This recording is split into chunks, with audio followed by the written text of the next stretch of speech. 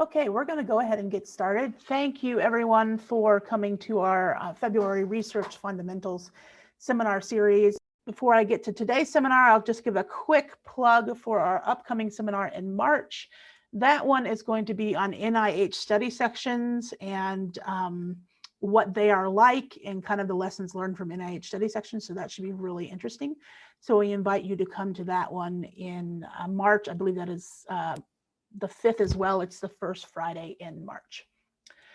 Today, though, we are excited to have Dr. Green with us.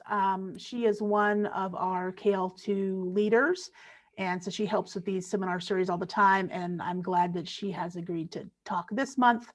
She's going to be talking to us about team science, which is a very important and relevant topic right now. And I think you'll find that Dr. Green is extremely knowledgeable and has a lot of great information in this area. So I'm excited to hear her talk.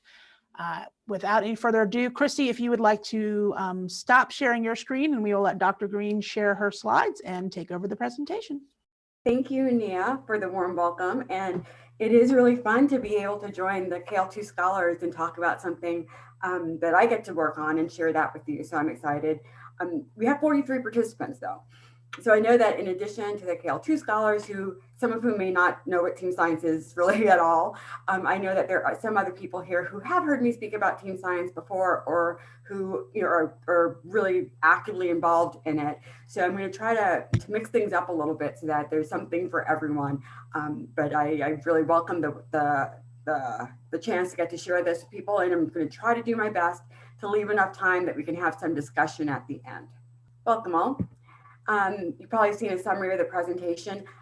Again, I think that my learning objectives are pretty modest, right? Like I want you to, at the end of this, be able to really summarize like the benefits of doing this kind of interdisciplinary research, and to really recognize what it takes, what are the challenges, and to identify TRI specific resources that could help. And so that's part of what I want to make sure to do is, with leaving time at the end, is that we can talk about how can we support you in doing this kind of work? What do we have within TRI and within the university? I always have to acknowledge that I have an awesome team that I work with. Team science takes a team, right? And so I have, a great group of people that work with me at TRI. We put together, all the different sort of team science programming. And we also had a couple of consultants that came 2019 that taught us a lot about it. And I especially want to thank Dr. Fior, because I stole a bunch of his slides. So I'm not sure exactly which ones, because sometimes that happens, but I do want to thank him, and he and Dr. Krupinski both taught us a lot as we were getting our program off the ground. We just started doing this team science thing in 2019, so it's still a work in progress.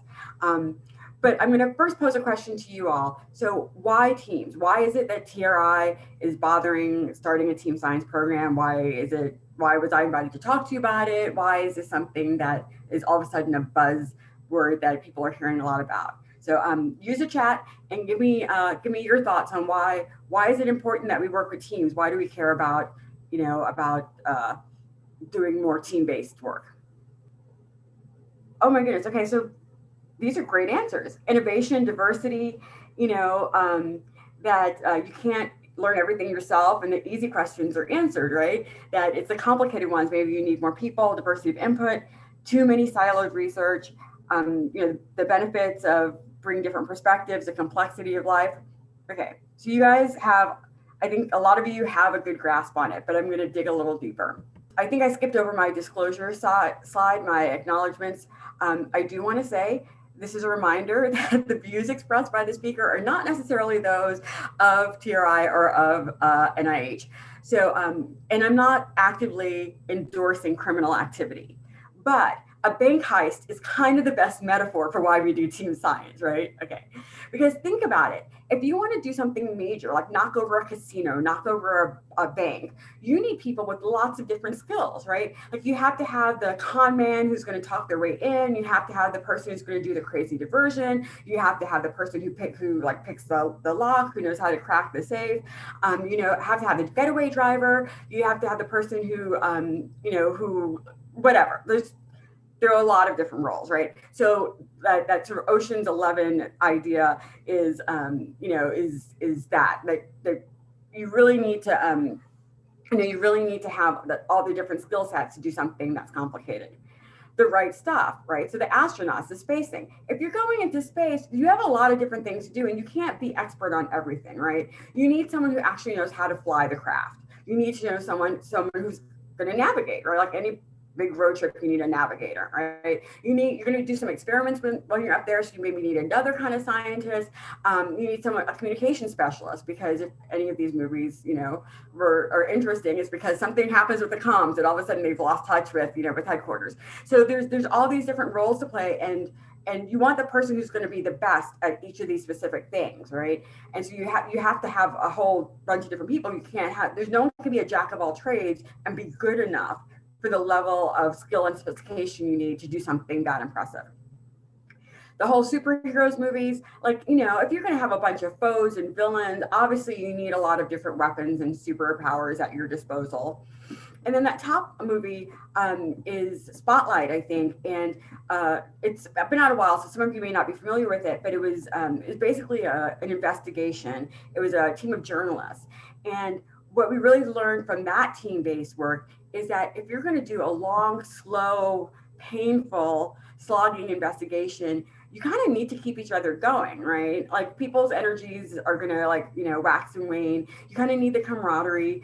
And when you're tired, you need another set of eyes. You need to have someone who's going to be fresh to be able to see more details, identify more clues. And you just can't bear all of that burden yourself. But alas, teams and alliances don't always work well. And that's where Survivor comes in. If you have a situation where maybe you need to build a team, maybe you need to build an alliance in order to win a challenge, but that ultimately each member of the team is trying to outwit, outplay, outlast the others, the team isn't going to work, right? Because they're not going towards a mutual goal. They're going to fight amongst themselves. They're going to have this attitude like, I'm not here to make friends. And that doesn't work for teamwork, right? So you have to have a team really has some key elements that will make it successful. And we'll talk more about that later. Okay. Another reason why we do team science, why we work in teams, is because that's just where science is going, right? And if I had more time, I'd show you lots more slides with like charts and graphs about how much science has moved towards team-based research. But the takeaway from this is that when you're looking at high impact research, like the top journals, the top articles, the things that are really making a difference in the field, it's almost all team-based science at this point, especially within sort of medical sciences, engineering, all of this kind of thing. Like the work is increasingly, the kinds of impressive breakthroughs are coming from teams, and that's reflected in published papers and in patents, and it's been just growing steadily over the last several years. Another way of thinking why we need to do it, and someone in the chat came really close to this point, which is something that it took me a while to kind of figure out, which is just that the easy questions have been answered, right? And science at this point is so advanced that the things that are left, the questions that are unanswered, the things that we haven't quite gotten our arms around are very complicated. And you kind of need to have a bunch of different people with complementary expertise to be able to make that breakthrough. Like you need to have different people applying different perspectives to the same problem in order to increase the possibility of solving it, right? To have that groundbreaking discovery, to have that breakthrough, you kind of have to have a collective genius, which has not always been the case through the history of science, but that's kind of where we are now.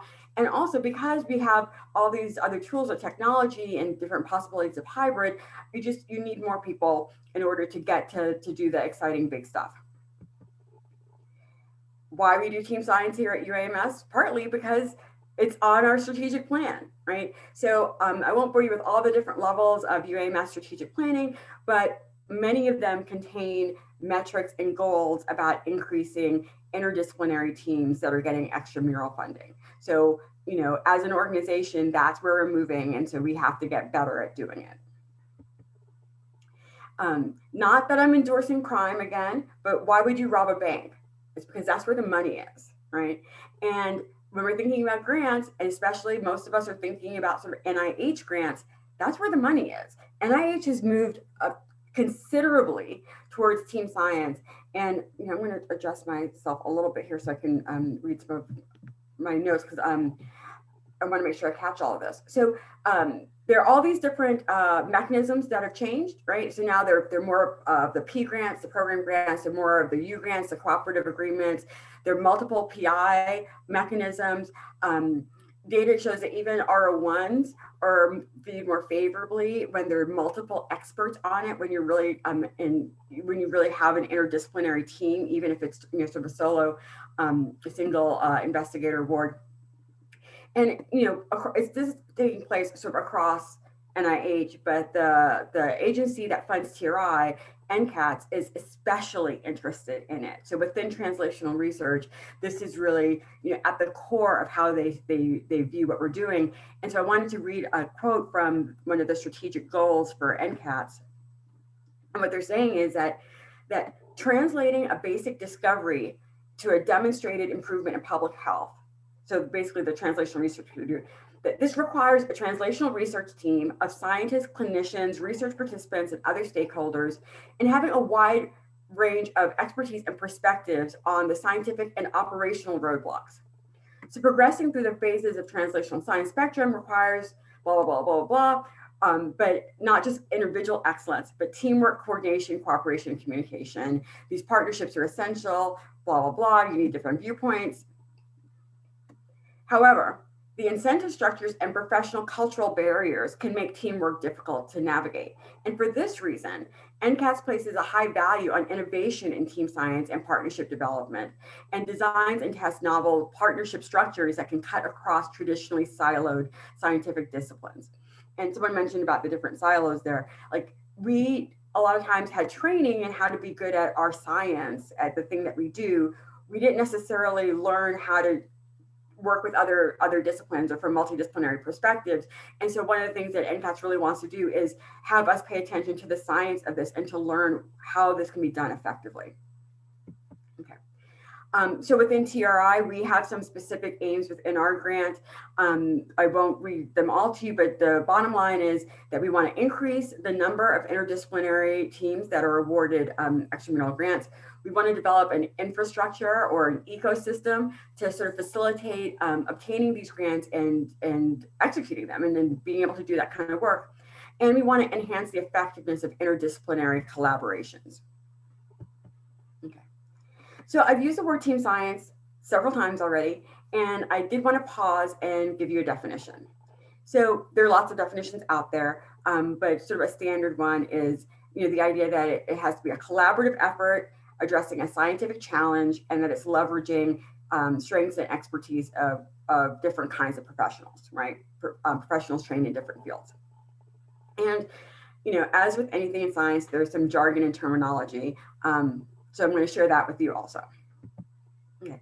And honestly, just amongst us, we're friends, right? I'm not sure that it's that necessary to memorize all of these different terms. I'm not going to quiz you on it at the end.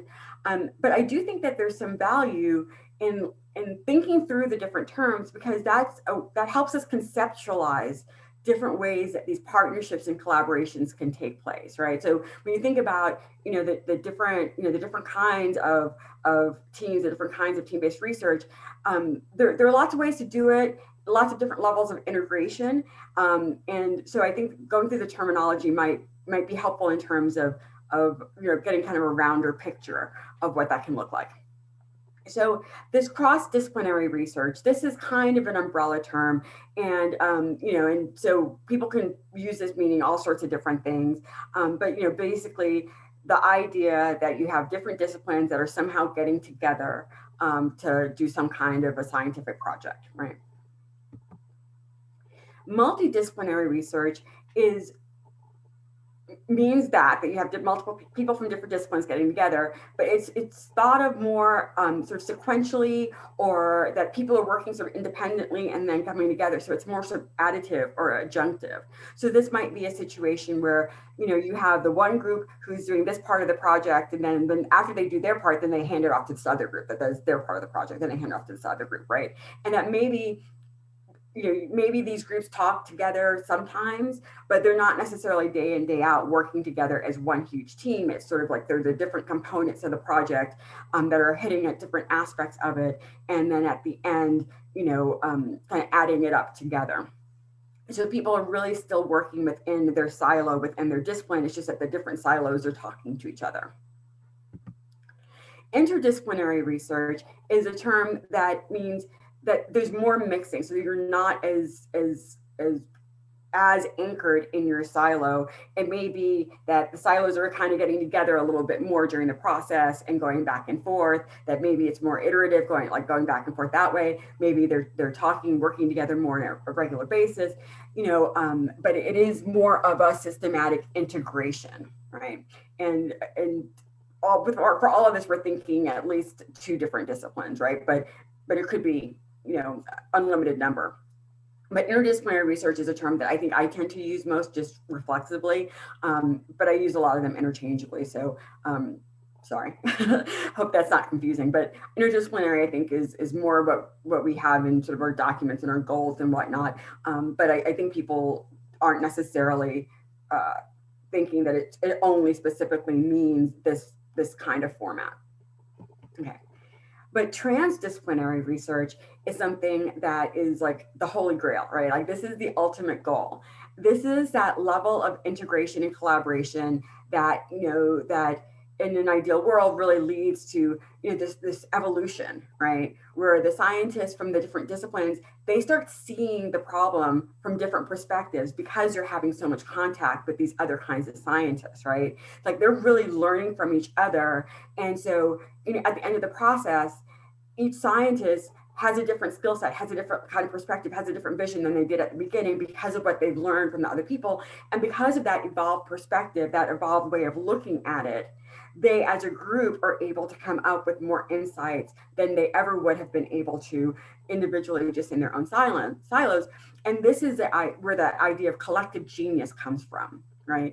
Is that you're really seeing things through a more sophisticated lens, and and that you're partners in a different kind of way, and you're developing a comprehensive, sophisticated understanding of of things sort of as a system.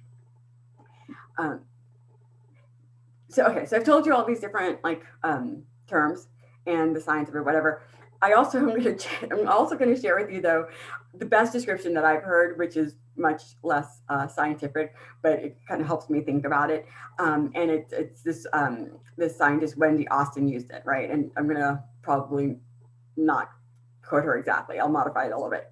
But think of your individual researcher as an orange, okay?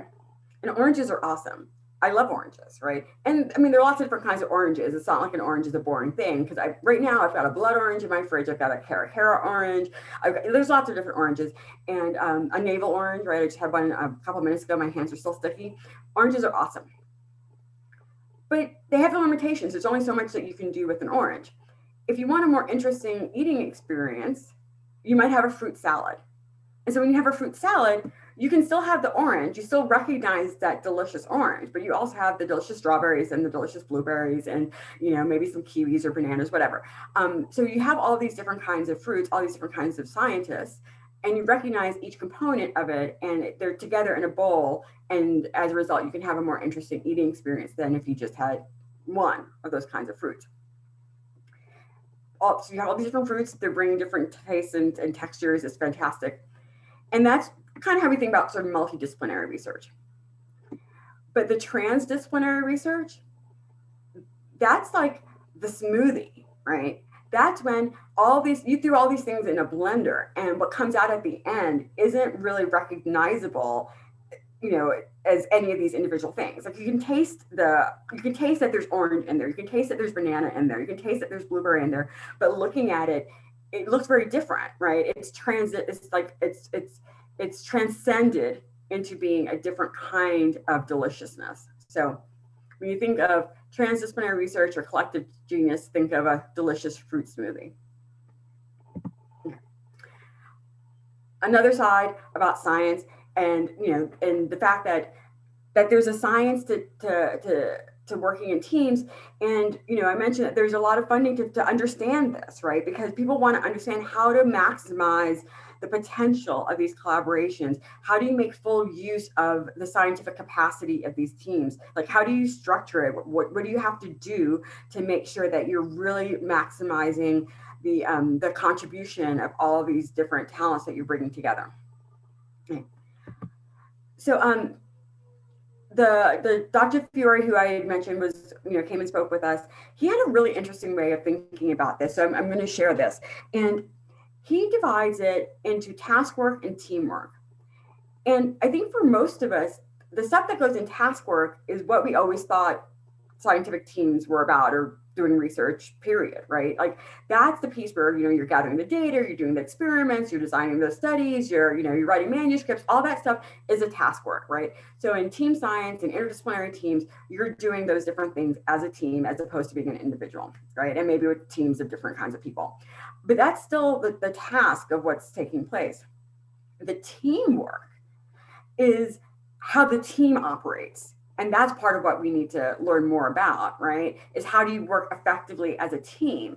And so that's where there's sort of the attitude about how you relate to each other, the behavior, like the communication, like the operations that you're doing to connect with your teammates, so that your teammates are all on the same page, just the knowledge associated with it. The people are clear about what their roles and responsibilities are, who's doing what. So all of that stuff of operating team that's the area where a lot of us didn't necessarily learn how to do it. I feel kind of lucky as a clinical psychologist. We learned a lot about that in our clinical work. And most of the time, in our training, it is very multidisciplinary, psychiatric units, et cetera. So I feel like I have a little bit of an advantage, but I think that there are a lot of disciplines, especially, well, in some areas of science more than others, where there had only been sort of people have been trained in a very hierarchical model where there's like one PI, and then there's all these people who kind of report up to this one person, and that person is the holder of all the knowledge. And there's not a lot of consulting with people who see things from different perspectives. And so I think that learning how to do that kind of communication and coordination and sharing is not necessarily intuitive. Okay. I'm going to ask you to use the chat again, and to think about, share some ideas on what are some common challenges or barriers to doing cross-disciplinary research. So we know now that there are lots of benefits to doing it. What makes it hard? Okay. Finding partners, too many cooks in the kitchen. Finding the same language, okay? The scope of practice, right? Like, what are people allowed to do in the different disciplines, and understanding that. Oh, these are great ideas. Keeping everyone engaged and contributing, right? You don't want any freeloaders. I'm going to move my slide ahead to so you can think about these. Our friends here that may give you some other ideas. The pacing, right? Someone had a funny comment about like the jargon and the language, and yes, okay, that actually came up earlier in a conversation this morning, that can be a big thing, that their viewers aren't understanding the whole proposal, right? Like, you're using language and people who aren't experts don't understand what you're saying. Overlapping goals, awesome, okay. And I'm especially proud that a lot of the KL2 scholars are right on it. Like, you're tracking it, you're thinking of all the things. But going back to our, sort of pop culture way of looking at it, what is the thing that always foils the heist? It's that the team members don't trust each other, right? It's that they don't trust that the loot is going to be split right. And then they turn on each other, right? Like, they don't trust each other, or there's some kind of coordination, like the getaway driver isn't where he's supposed to be at the same time, right? And this is a hard thing in team science too, right? How do you get all these busy people to be like in the same place? And now it's a virtual space, and maybe it's a lot easier, but just at the same time in the same place, working together. Like, how do you coordinate all that? And then you've got the egos, which maybe ties into the too many cooks comment. Like, the idea that if you're used to being a PI and you're used to a model where you run your lab, everyone works for you, you're the decider, and now you're in a multidisciplinary grant where there are lots of people who are all experts, who are all run their labs, who are all PIs, and now who's in charge of them? Someone else is in charge of them, right? And they're not necessarily used to working that way, right? And it can just get a little bit, it can get a little bit difficult.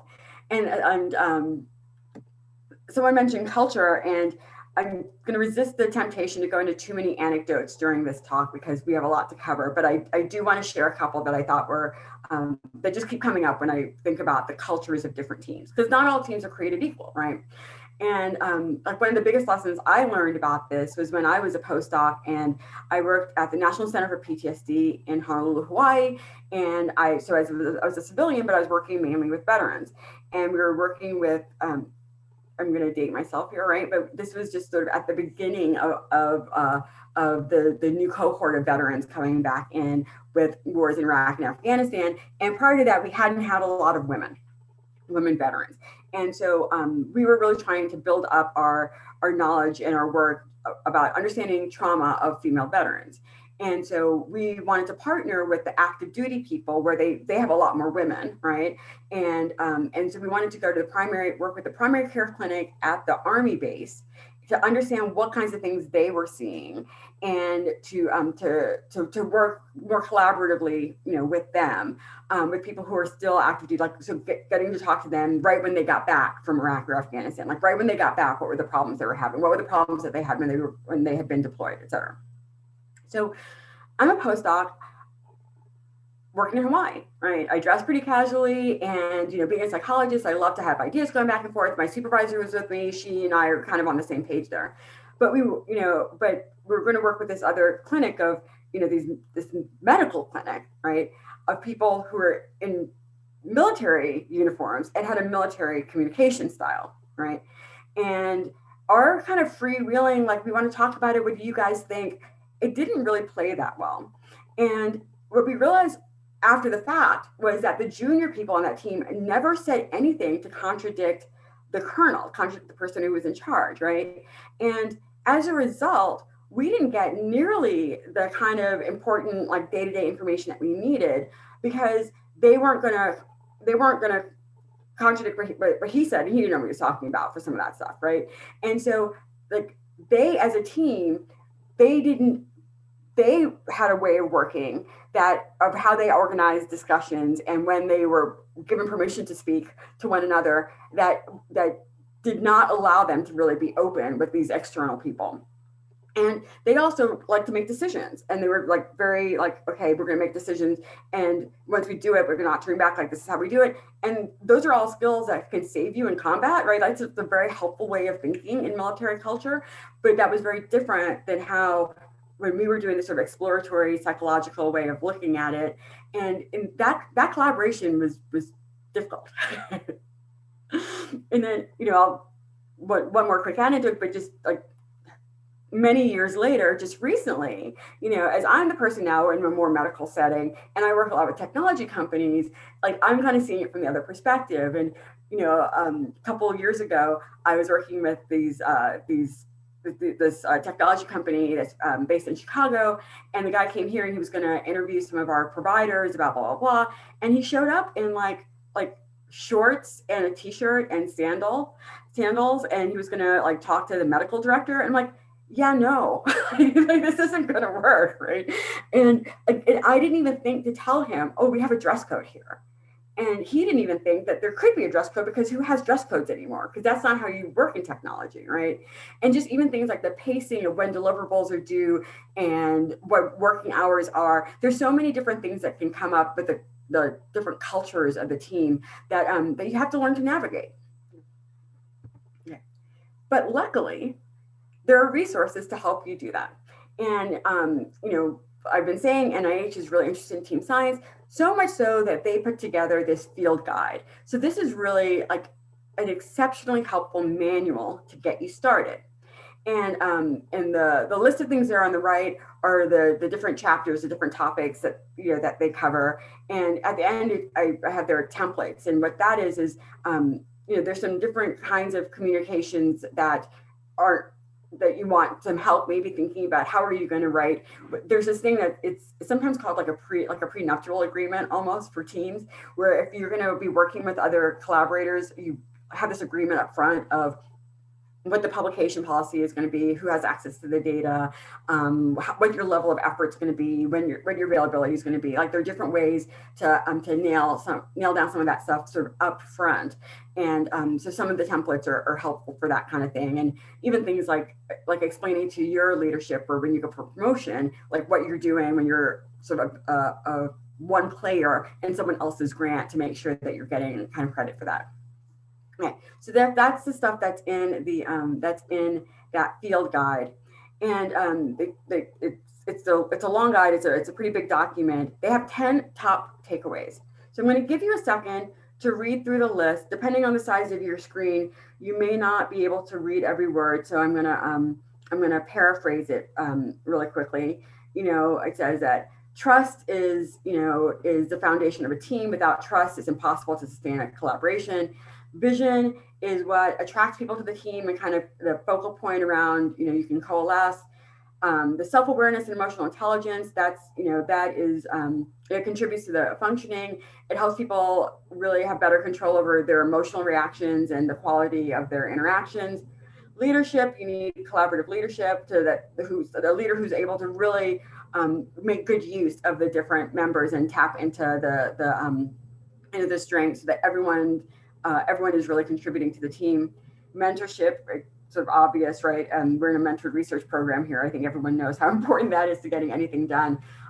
You're talking about the team dynamics are important, and teams don't start being fully functional units, right? The way that it ends up is not necessarily the way that it starts. And sometimes it's a process of figuring out those roles and evolving and finding out maybe that you need to add someone or someone isn't a good fit, et cetera. So those, there are some dynamics that you have to pay attention to, and also know that it continues to be work to get that ironed out. Communication, probably pretty obvious.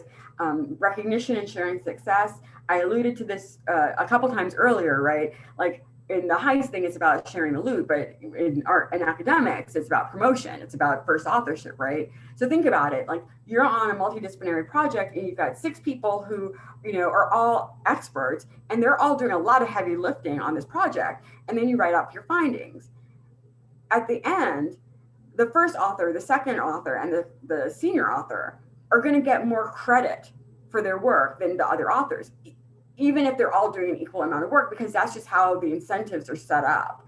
And, when you're going up for promotion, if you're not the PI, if you're not the one who's brought in the grant, you have to work a little harder to make a case that you actually are doing meaningful work and that you are making a meaningful contribution to society and to science. And you just have to justify it in a way that's different than if it's your name as the PI. So some of these things about how to optimize that, how to figure it out ahead of time so that people are feeling appreciated and recognized, it can go a long way.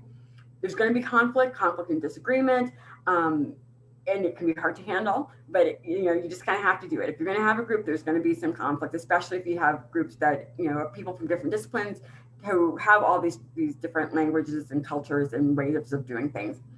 And then the idea of navigating and leveraging networks, that this is all very complicated, right? And especially when you have different organizations involved. And how do you, just even some of the concrete stuff, like figuring out, like, how does the money go back and forth? Like, who, like, how indirects, blah, blah, blah, blah. Like that adds a level of complexity to this kind of work. And so this field guide is pretty helpful in helping you think through some of those different things. So this is a great top 10 list. Also, notice what's not on the list. Nothing on there is about scientific expertise, right? Like, in other words, obviously you need competent people to do the work. You need scientists who know their science, right?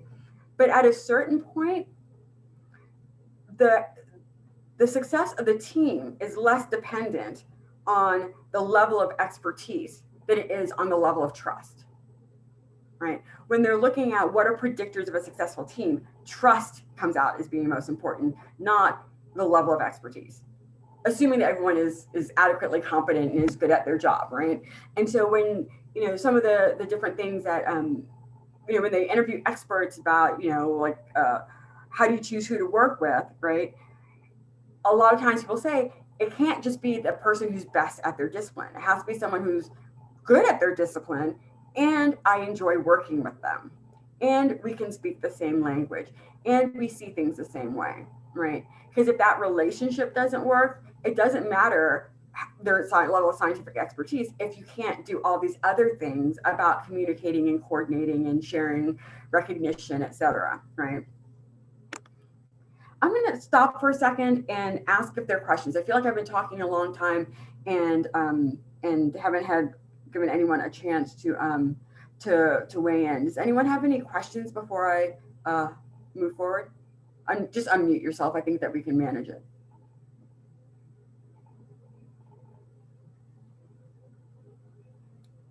Hearing none, I will proceed. You can. I'm going to try to keep an eye on the chat too. So if at any point something comes up that's just not making sense, I'll try to keep an eye out for that.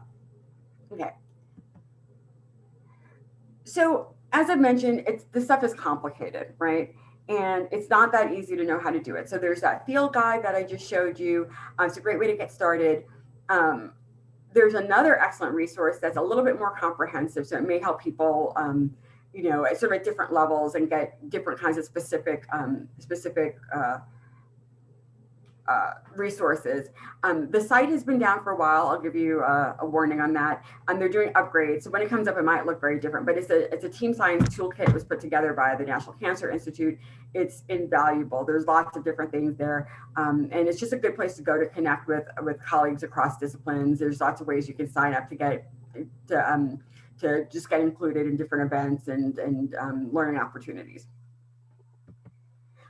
Northwestern University has a great interactive tool also. It's called Coalesce.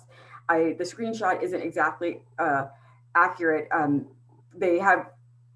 I tried to make it easier to understand how this thing works, but basically they have all these different modules. And so the boxes you see kind of across the lower half are the modules, and there are more modules than that. I couldn't fit them all. And then within each module, they'll have case studies or videos or different ways to learn about those different aspects. They have some, really good sort of bibliography and resource guide as well. But they're trying to be another hub that people can go to learn more about team science. Okay. Here at TRI, I mentioned we're kind of building our team science program, and we're thinking about it in 3 different ways. So one is the educational activities. We want to do seminars and workshops and that kind of thing, helping people understand some of the different opportunities through team science, right? So like we want to do something about funding mechanisms because, if you're getting all these different people together, like you have to kind of think about things that are beyond just the R1, right? And maybe even just beyond NIH. So like Corey grants, people have had a lot of success with that. So we want to have some different opportunities to learn about different ways that you can fund these bigger projects. We want to make some strategic investments, and I'll tell you more about a couple of those opportunities later, but just the idea is that if as an organization, we want to increase the ability for people to do this kind of work, we need to give them some, give them some opportunities to start doing that work, right? And so, well, we're making an investment, we're putting our money where our mouth is, and, and really trying to develop that infrastructure and the ecosystem. And then resources. So we want to help in big picture, we'd love to have a virtual library that's similar to like what, the 2 toolkits that I just showed you. We also want to have some opportunities for networking and mentorship and consultation to learn from each other, to get together with possible collaborators.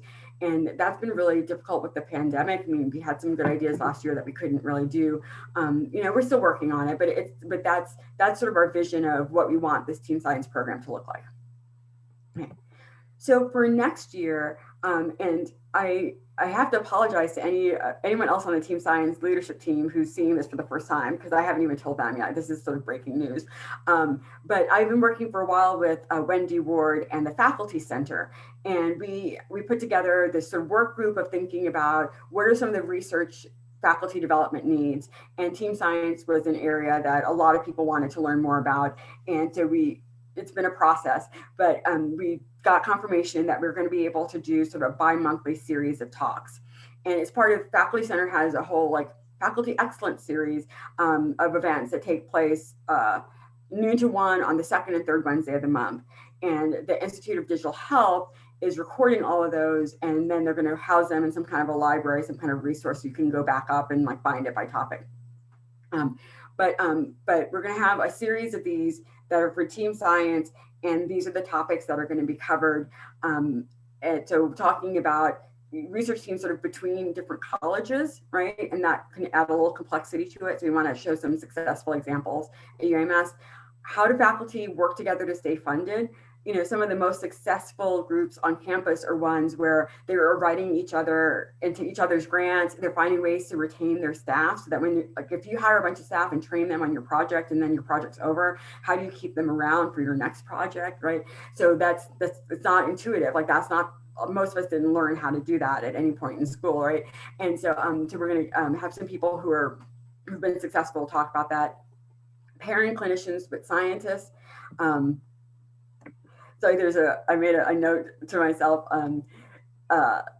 So pairing clinicians with scientists. There is the finding the person who wants to do it. There is the scheduling or whatever. And then there's about that clinicians can be really expensive. And it can be hard to buy out their time, right? And it's hard for them to get their clinical load released in order to do research. So there's all kinds of different things that are not straightforward about that. So we really wanted to be able to have an honest conversation about some of those issues. Team leadership and management skills. So some of that is about, managing diversity and inclusion, and some of it's about the bureaucratic business of being a PI and leading a team and knowing how to do all that post-award stuff. And then we want to talk about integrating clinical and community research, and and understanding that when you're having, if you want patients involved, if you want community members involved, that they're all a really important part of translational research, right? Because if you're, again, thinking the idea that you're taking something from a basic science discovery through a clinical, trial discovery to actually being implemented, like actually making a meaningful difference in people's healthcare, like you have to talk to the community, you have to talk to patients, right? And it's not always that easy to get all of that included in your funded work, right? And so we're going to talk about some ways to do that. I have a question. How could you talk more about the library? Yeah. Okay. So I'm not going to put anyone on the spot, but we're working on a major upgrade to the website so that we would be able to have, links to some of these different resources that we think are really helpful. And it's a work in process. So, Dr. Greer, I will make sure to keep you posted on it. And I think that's going to be the topic of our next meeting next month.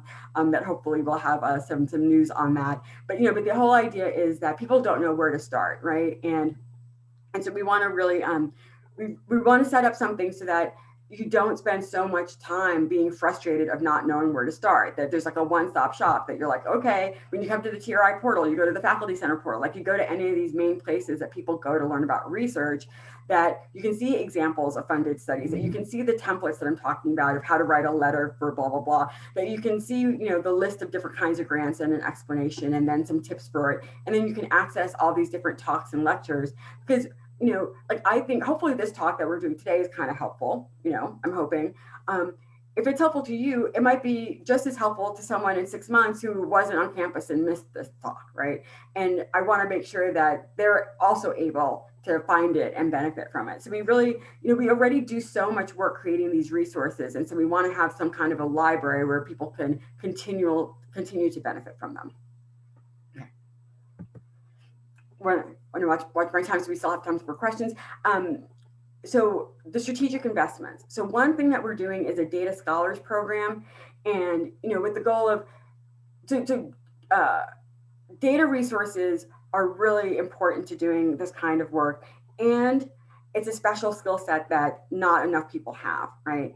And so we created this program, and Brad Martin leads it, and we're buying out 20% of someone's salary and paying for their tuition to be able to take these different courses. So a lot of them are under the Graduate Healthcare Analytics Certificate Program, but there's a whole long list of courses that are eligible, and it's it's the College of Pharmacy, there's public health, there's bioinformatics, they're sort of across different disciplines, but within that within that sort of data scholarship, data analytics, realm, a lot of different ones are eligible. And then you also get a mentored research project, and so you get to work with someone senior to be sort of an apprentice, for a limited, a doable project that this is all within a 1-year period. We have 3 current scholars. We'll have 2 new scholars starting in July. The RFA is currently open, so there's a link to that. Applications are due March 1st. We have the Voucher Program, and I think a bunch of people have heard about this. And I'm going to show you the list of the funded people for last year.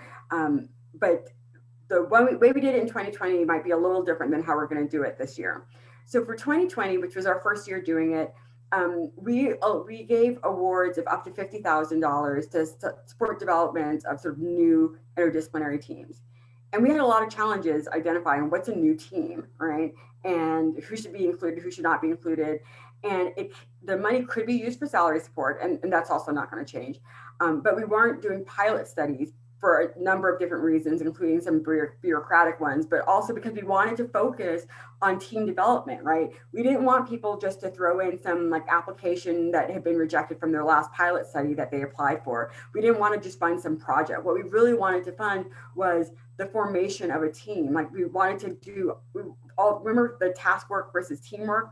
We wanted to give people an opportunity to get together and do more of that teamwork, to really think about how they wanted to collaborate together, do training, do site visits, do the due diligence, right? Lay the groundwork for being able to be a team that could go on and apply for successful funding. Maybe some data collection, but less about doing a study and more about getting together and bonding as a team. And the way that we wrote the applications last year, the RFA, I think it was hard for people to understand exactly what we were looking for, and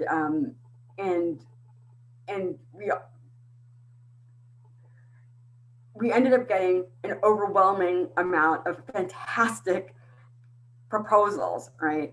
And but looking at some of them, they were a little bit more like pilot studies than maybe we had wanted for the sort of team building thing, right? And so what we're going to do this year is split it up a little bit. So I think this year for 2021, we're going to do a smaller voucher that's probably going to be more like 10 or 15,000.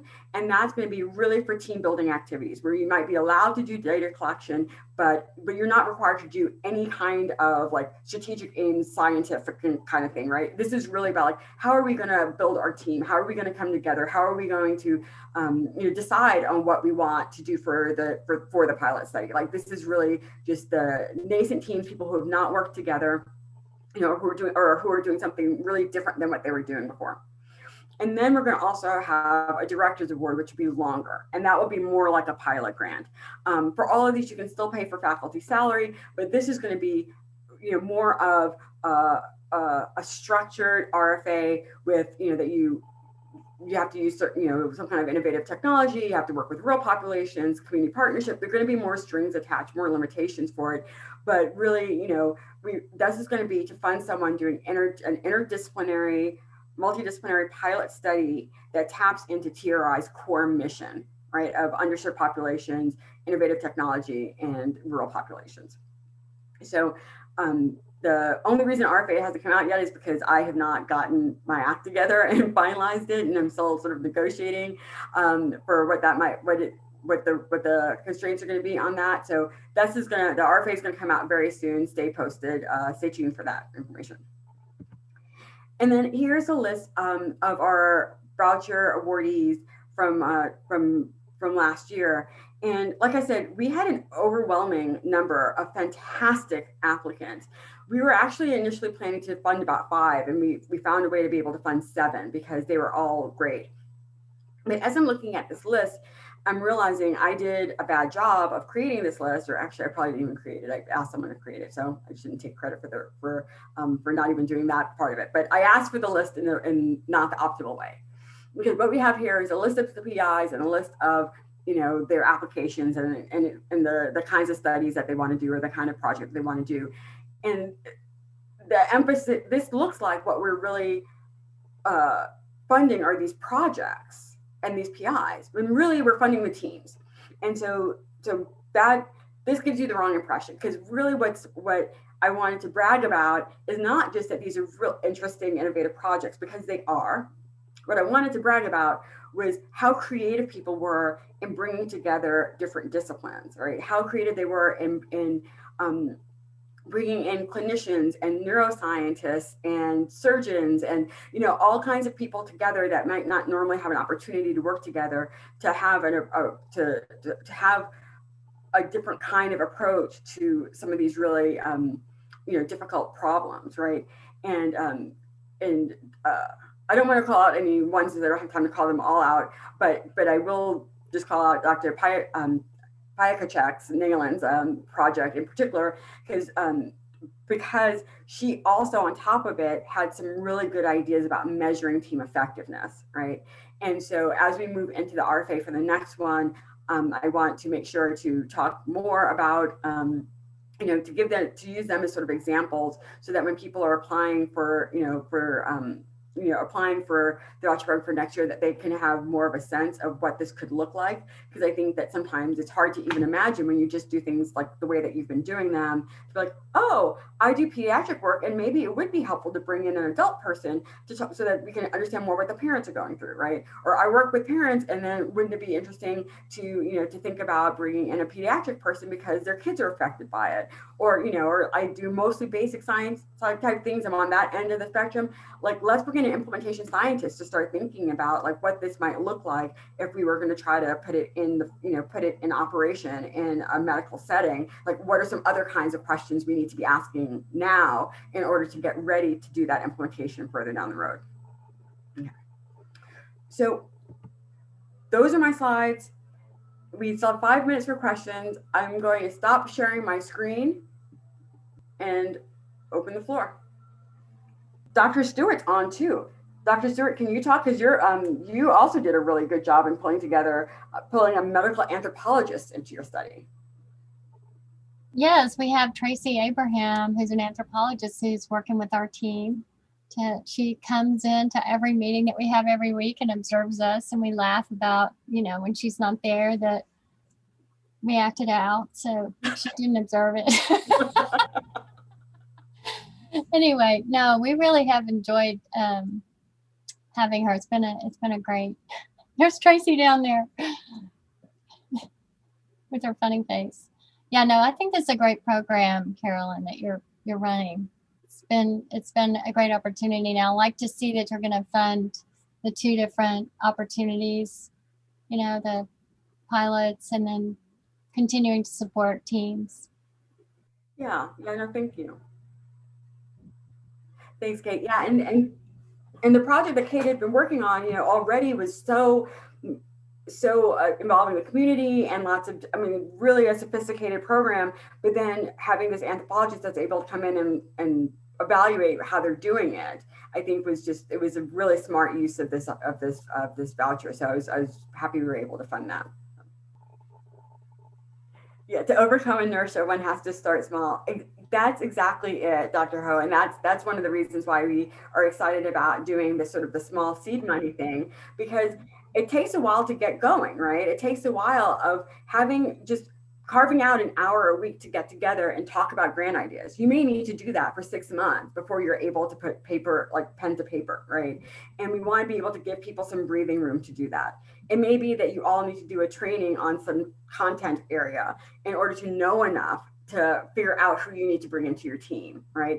It may be that that you need to learn have some kind of software in order to be able to organize your team, right? So we want to be able to have people do those baby steps that sometimes are the critical ones in getting an idea off the ground. Well, one of the suggestions that I have is that perhaps, like, if the the group can get together a couple of sessions and then start thinking about a small mini review articles that they want to write.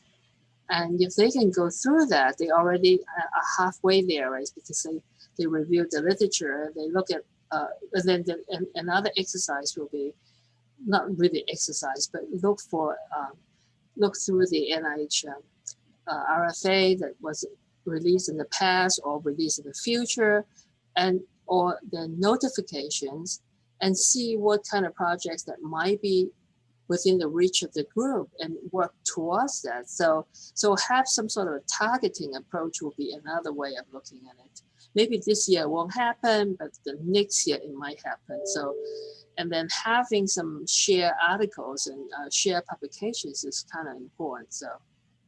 Yeah, no, thank you. That's absolutely a great way to use that seed money. And and you're right. I think having an opportunity to look through all the RFAs that are released and as a team and understand whether or not you'd be able to apply for it, like that takes some time. And so we want to just be able to give people that that space to do that beginning teamwork.